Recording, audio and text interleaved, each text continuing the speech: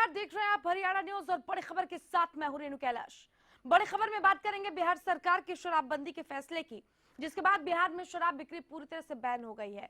मिजोरम, नागालैंड और गुजरात के बाद बिहार चौथा ऐसा राज्य होगा जहां शराब पूरी तरह से बैन हो गई है। बिहार कैबिनेट ने फैसला राज्य में महिलाओं और युवाओं के बढ़ते विरोध के मद्देनजर लिया। हरियाणा में भी शराब के खिलाफ विरोध भरी आवाजें उठती रही हैं, लेकिन सरकार हरियाणा में शराब बैन करेगी, ये सबसे बड़ा सवाल है। बिहार कैबिनेट में कैसे मिली फैसले को मंजूरी और हरियाणा क्या कुछ सीख सकता है बिहार से, पहले एक रिपोर्ट दिखाते हैं, फिर करेंगे चर्चा। शराब पर बिहार सरकार का बड़ा फैसला। बिहार में शराब पर टोटल बैन। देश का चौथा ड्राई स्टेट बिहार। क्या हरियाणा में लग सकता है जाम पर बैन? क्या सूबे में हो सकती है शराबबंदी? बिहार की नीतीश सरकार ने राज्य में शराब बिक्री पर पूरी तरह से बैन लगा दिया है। 1 अप्रैल से आंशिक शराबबंदी के बेहतर रिस्पॉन्स से उत्साहित नीतीश सरकार ने बिहार में देसी और विदेशी दोनों तरह की शराब की बिक्री पर पूरी तरह से बैन कर दिया है, जिसके बाद बिहार में न शराब मिलेगी और न ही परोसी जाएगी। नीतीश कैबिनेट ने सर्वसम्मति से ये प्रस्ताव पारित किया, जिसके तहत राज्य में शराब बेचना, रखना और पीना पूरी तरह से बैन होगा। राज्य सरकार के इस फैसले से बिहार देश का चौथा ड्राई स्टेट घोषित। गुजरात, नागालैंड और मिजोरम के बाद बिहार चौथा राज्य। बिहार में देशी विदेशी हर तरह की शराब पर बैन लागू होगा। किसी भी होटल, रेस्टोरेंट और क्लब को शराब बेचने का लाइसेंस नहीं मिलेगा। हालांकि सेना की कैंटीन में मिलने वाली शराब पहले की तरह मिलती रहेगी। बिहार में शराबबंदी लागू होने के बाद नशे की जद में जकड़े हरियाणा की स्थिति पर गौर कर लेना आवश्यक हो जाता है, क्योंकि सूबे में नशे की तरफ बढ़ते युवाओं की शराब तक पहुंच बेहद आसान है। गली मोहल्ले में खुले ठेके न सिर्फ नशे को बढ़ावा देते हैं, बल्कि युवाओं को नशे की ओर धकेल रहे हैं। नशे के विरोध की कई तस्वीरें भी हमारे सामने हैं। अब जरा हालातों का मुआयना तुलना के आंकड़ों से किया जाए। बिहार में महिलाओं ने शराब का विरोध किया। हरियाणा में भी महिलाएं शराब के विरोध में आवाज उठा रही हैं। बिहार में महिलाओं के कई संगठन शराबबंदी के पक्ष में आवाज उठाते रहे। हरियाणा के ग्रामीण इलाकों में महिलाओं ने ठेका खोलने का विरोध किया। बिहार में ठेका खोलने के खिलाफ यूथ ने टक्कर ली। हरियाणा में भी युवाओं का शराब के विरोध में प्रदर्शन।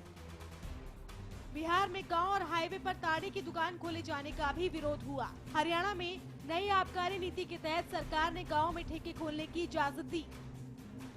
बिहार में शराब पूरी तरह से बैन। हरियाणा में 1000 से कम आबादी वाले इलाकों में पंचायत की एनओसी पर ठेके खोलने की इजाजत, जिसके खिलाफ हाई कोर्ट में याचिका दायर। सवाल ये है, क्यों शराब के आगे मजबूर है सरकार? सूबे में नशाखोरी को लेकर क्या गंभीर नहीं है सरकार? क्या खट्टर सरकार शराब पर प्रतिबंध लगाएगी? क्या हरियाणा को ड्राई स्टेट घोषित किया जा सकता है? बिना सख्त नियमों के कैसे रुकेगी सूबे में नशाखोरी? इन तमाम सवालों के साथ जुड़ी है सरकार की आबकारी नीति, क्योंकि सवाल ये भी है कि अगर सरकार शराब न बेचे तो रेवेन्यू कहां से आए? लेकिन सिर्फ शराब ही तो नहीं जिससे सरकार का घर चलता हो। तो आखिर ऐसी क्या मजबूरी है कि बेहतर हरियाणा की तस्वीर बिना शराब के नहीं हो सकती? Bureau report, Haryana news. तो इस पूरे मसले पर चर्चा करेंगे, लेकिन इस वक्त की एक बड़ी खबर का रुख कर लेते हैं। पहले बड़ी खबर आपको दिखाते हैं। बड़ी खबर इस वक्त की आ रही है, कैप्टन अभिमन्यु के घर आगजनी और लूटपाट का ये पूरा मामले में सीसीटीवी फुटेज सामने आई है। सीसीटीवी में आगजनी और लूटपाट करने वाले लोगों के चेहरे साफ साफ दिखाई दे रहे हैं। अभिमन्यु के घर आगजनी करने के बाद उपद्रवियों ने बकायदा लड्डू भी बांटे थे। बड़ी खबर, वित्त मंत्री के घर 19 और 20 फरवरी को आगजनी और लूटपाट हुई थी। अब इन लोगों के चेहरे साफ साफ दिखाई दे रहे हैं। एक्सक्लूसिव तस्वीरें आपके टीवी स्क्रीन पर हरियाणा न्यूज दिखा रहा है कि देखिए, ये वो लोग हैं जिन्होंने कैप्टन अभिमन्यु के घर में आगजनी की, तोड़फोड़ की, लूटपाट की और बकायदा ये काम करने के बाद उन्होंने लड्डू तक बांटे, मिठाइयां तक बांटी और हरियाणा न्यूज से बातचीत में भी कैप्टन अभिमन्यु ने ये कहा था कि आगजनी करने के बाद इन लोगों ने मिठाइयां तक बांट कर खाई। हर्षवर्धन शर्मा हमारे साथ जुड़ गए हैं। हर्ष, साफ तौर पर इन लोगों के चेहरे उजागर हो गए हैं और मिठाइयां बांटते हुए भी ये लोग देखे जा सकते हैं। अब ये जो लोग चेहरे उजागर हुए इनके खिलाफ कोई कार्रवाई की जा सकती है? हर्ष, आप तक आवाज पहुंच रही है क्या? जी रेणु। हर्ष, जो चेहरे अब दिखाई दे रहे हैं साफ साफ, अब इन लोगों के खिलाफ क्या कोई कार्रवाई की जा सकती है? क्योंकि ये लोग साफ साफ इनके चेहरे दिखाई दे रहे हैं कि इन्होंने किस तरीके से आगजनी की और कैसे इन्होंने उसकी खुशी भी मनाई। जी देखिए रेणु, आपको बता दें कि जिस तरीके से वित्त मंत्री के आवास के जिस तरीके से जाट आंदोलन के दौरान में जो दंगे भड़के थे, उस दौरान में उनके मकान को पूरी आग के सुपुर्द कर दिया गया था और उसके बाद जो है उपद्रवियों ने उन्होंने वहां पर जश्न भी मनाया, उसके बाद लड्डू भी बांटे हैं उन्होंने। और इसी मामले को लेकर के जो है पुलिस के हाथ जो है सीसीटीवी फुटेज लगी है, उसी आधार के ऊपर जो है पुलिस ने इन आरोपियों के खिलाफ मुकदमा भी दर्ज कर दिया और जल्द ही जो ये आरोपी हैं ये पुलिस की गिरफ्त में होंगे। जी रेणु। कब तक उम्मीद जताई जाए? पुलिस प्रशासन का क्या कहना है हर्ष? क्योंकि बेहद अहम सबूत है, एक ऐसा आंदोलन रहा जिसमें अज्ञात चेहरे थे।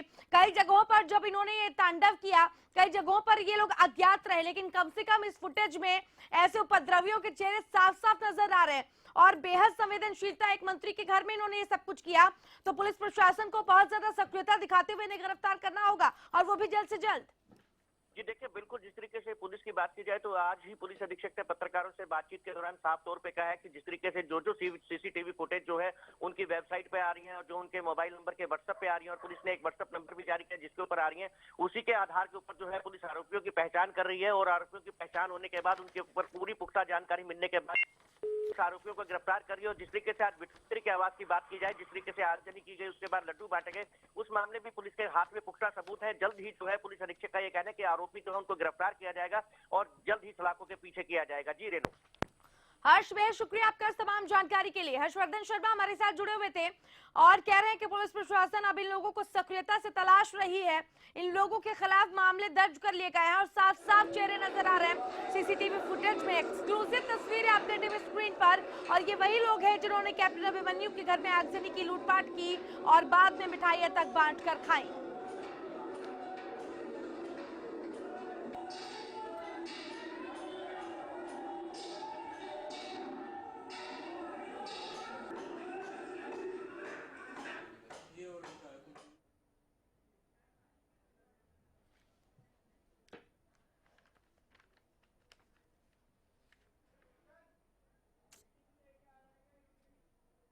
चलिए अब बड़ी खबर में बात करते हैं शराबबंदी की, जो कि हरियाणा में क्या की जाएगी, ये अहम सवाल। चर्चा करने के लिए वरिष्ठ पत्रकार मार्कंडे पांडे हमारे साथ स्टूडियो में जुड़ चुके हैं। मार्कंडे जी, बहुत स्वागत है आपका। सबसे पहली बात ये है कि जिस तरीके से बिहार ने शराबबंदी पूरे तरीके से की, एक चीज बताइए, क्या ये हरियाणा में पूरे तरीके से संभव है?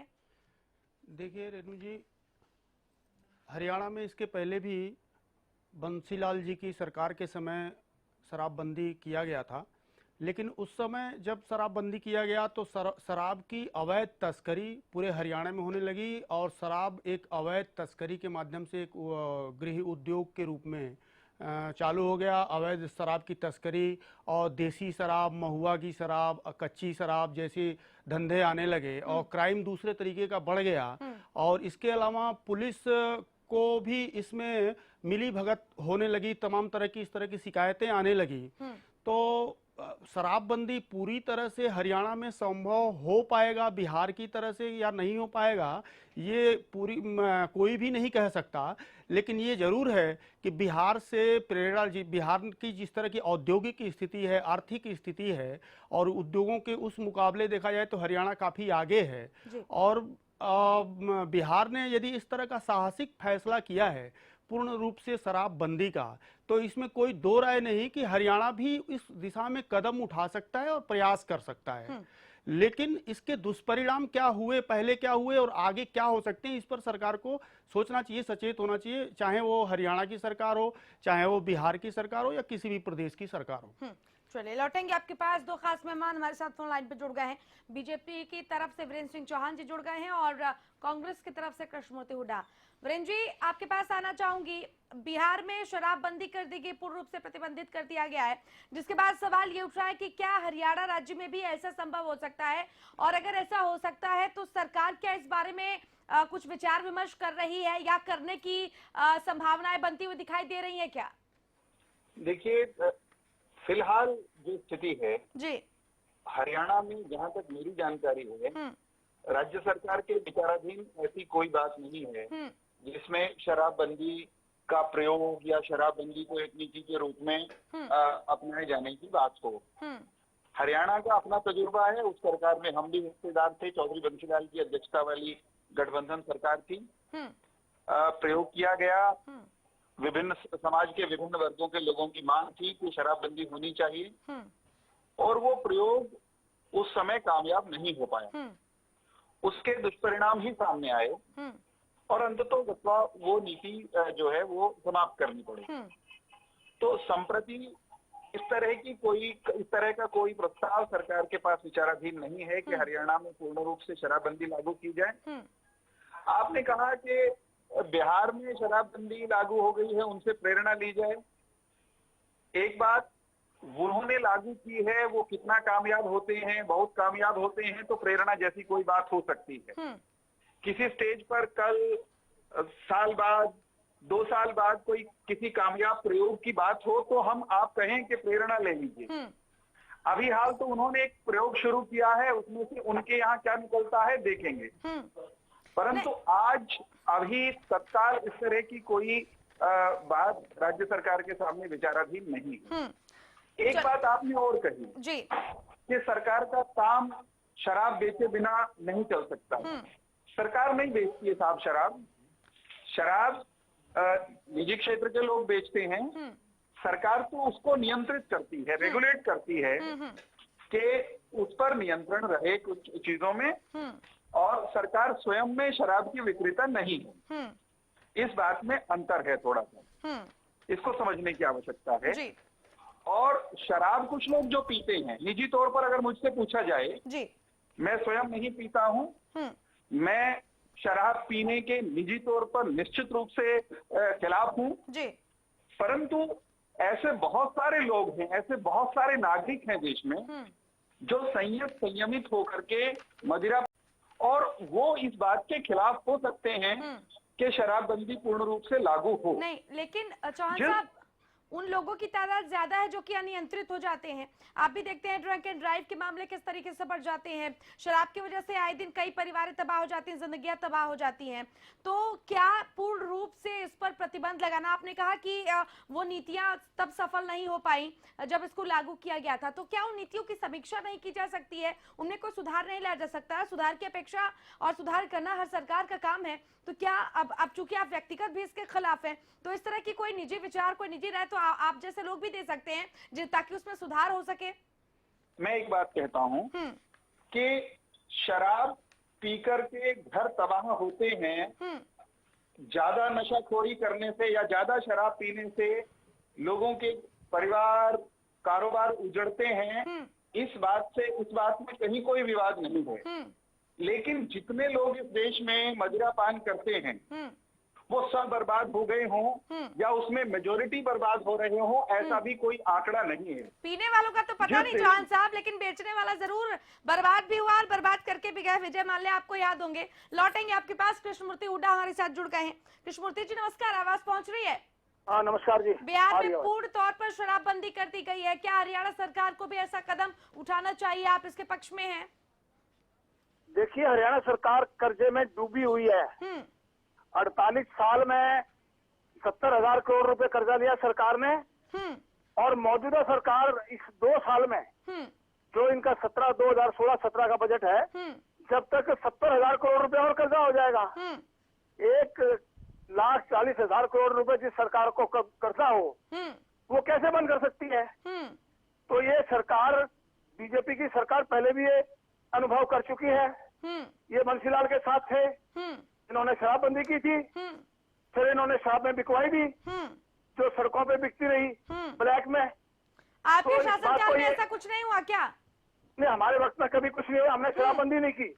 क्या बात हमने शराब जी? कुछ खास जगह हमने नहीं होने दी। और ये शराबबंदी सरकार को, मुझे नहीं लगता ये सरकार में दम हो इतना, क्योंकि शराबबंदी के लिए बड़ा जिगरा चाहिए।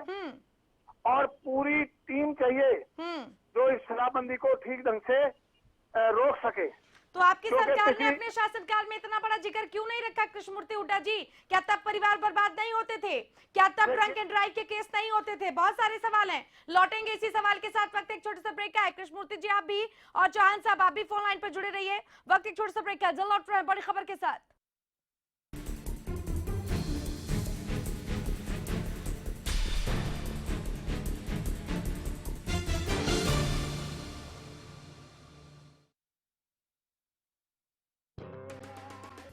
शुरू हो चुके हैं बीपी स्कूल रोजुवास में एडमिशन।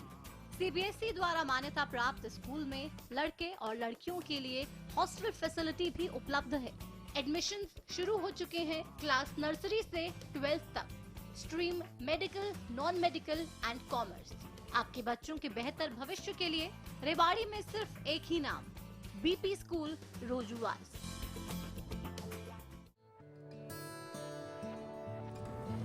शर्मा जी, इस खाने में जहर है,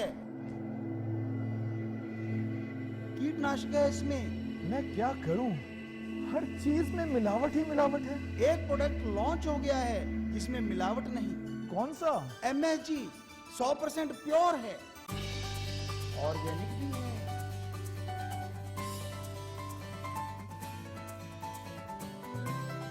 स्वाद कर दे दीवाना, श्रीनंदन सेहत का है खजाना। श्रीनंदन शुद्धता का है पैमाना, श्रीनंदन शुद्ध घी।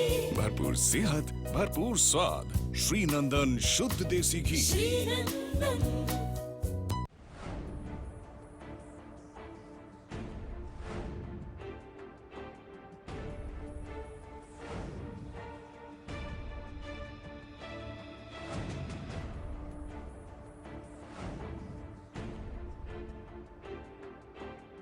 खेतों में खुशहाली लाए, बोपार आए, बोपार आए। घर घर पानी पहुँचाए, बोपार आए, बोपार आए। सालों साल चलता ही जाए, बोपार आए, बोपार आए। कम वोल्टेज में भी मोटर स्टार्ट करे बेआवाज। सालों साल चलने वाला बोपाराय मोटर स्टार्टर। ਜ਼ਿਆਦਾਤਰ ਕਿਸਾਨਾਂ ਨੇ ਸਰਤਾਜ ਜਿਪਸਮ को अपनाया। ਮੈਂ ਇਸ ਖੇਤ ਦੇ ਵਿੱਚ 2 ਸਾਲ ਪਹਿਲਾਂ ਨਵੀਂ ਮਿੱਟੀ ਪਾਈ ਤੀ ਜੀ, ਇਸ ਕਰਕੇ ਇੱਥੇ ਬਿਲਕੁਲ ਹੀ ਫਸਲ ਨਹੀਂ ਹੋ ਰਹੀ ਸੀ।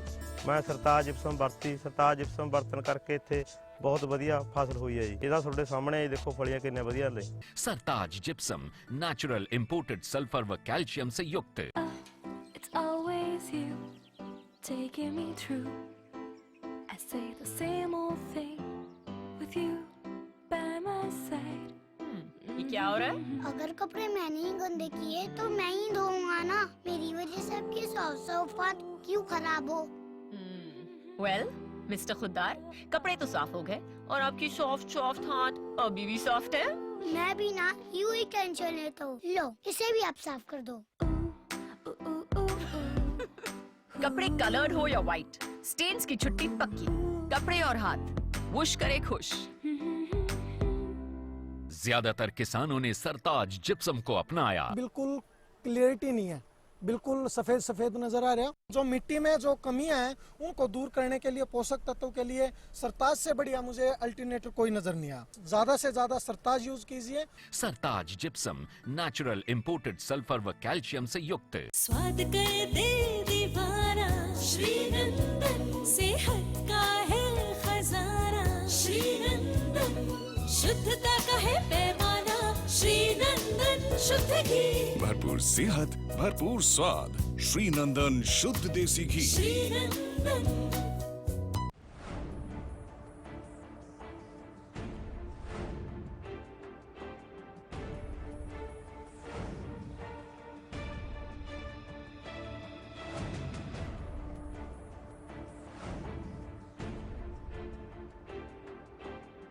सरकारी नौकरी मिलती नहीं या आप लेते नहीं।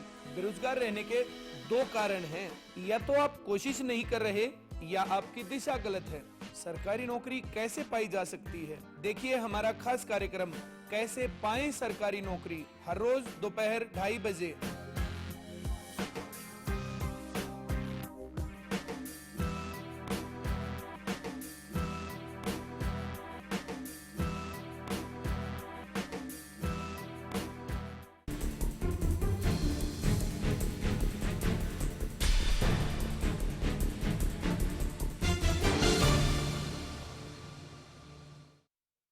चलिए ब्रेक के बाद स्वागत है आपका। बड़ी खबर में हम बात कर रहे हैं शराबबंदी की, जिसकी मांग अब हरियाणा में भी उठने लगी है।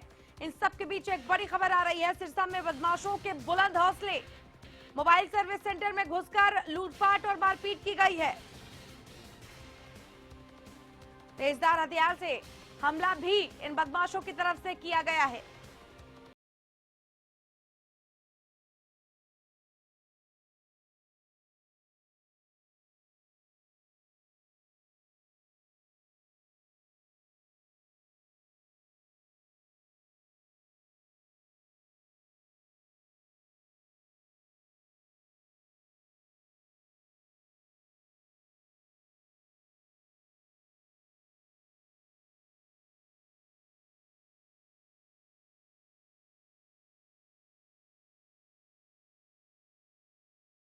सिरसा में बदमाशों के बुलंद हौसले जो आपको फुटेज में भी दिखाई दे रहे हैं। मोबाइल सर्विस सेंटर में इन्होंने घुसकर लूटपाट और मारपीट की है।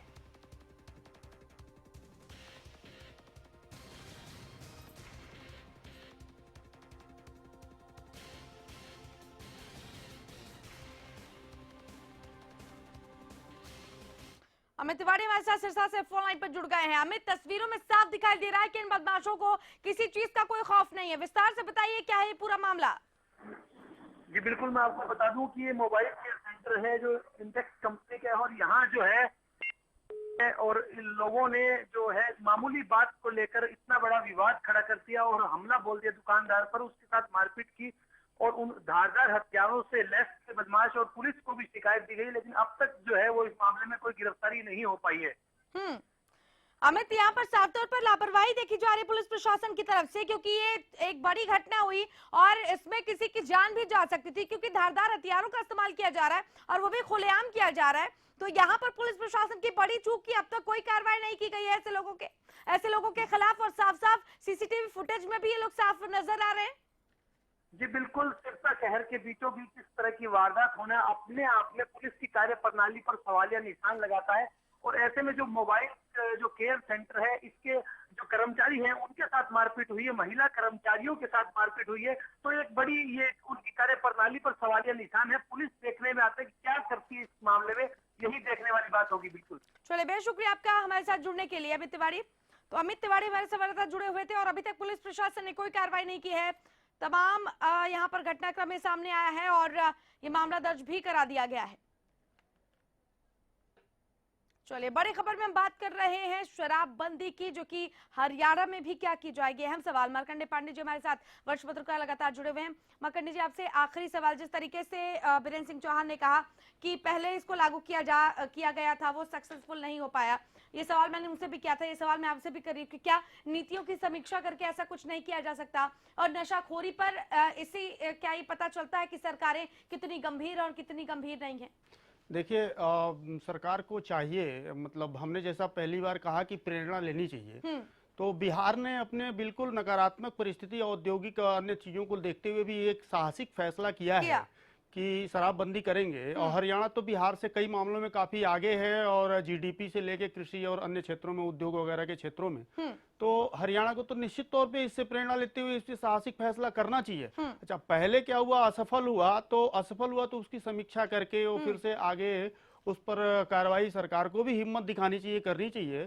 और इसमें कहीं कोई दो राय नहीं है कि शराब से, जैसा कि चौहान साहब ने बताया कि लोग बर्बाद अथवा आबाद की जो बात उन्होंने की, तो ठीक है, शराब से अगर कोई बर्बाद अथवा आबाद नहीं हुआ, लेकिन एक तो उस पर लिखा ही रहता है कि शराब जो है स्वास्थ्य के लिए हानिकारक है, ये तो लिखा ही होता है। दूसरी बात कि उन्होंने कहा कि सरकार का इसमें कोई रोल नहीं है, तो मैं ये कहूंगा कि जहां तक मेरी जानकारी है कि हाउसिंग टैक्स के बाद जो सरकार का जो राजस्व का सबसे बड़ा मद है वो आबकारी है, जो एक्साइज ड्यूटी है, तो सरकार को काफी उससे मुनाफा और फायदा होता है। लेकिन अगर सरकार इस तरह इस चीजों को बंद करती है तो उसके अनेक अपरोक्ष लाभ भी हैं। हमारे संविधान में भी गांधीवादी मूल्यों में भी ये राज्य के नीति निर्देशक तत्वों में उल्लेख किया गया है कि भाई सरकार जो है नशाखोरी, शराबबंदी आदि को बंद करने का प्रयास करेगी।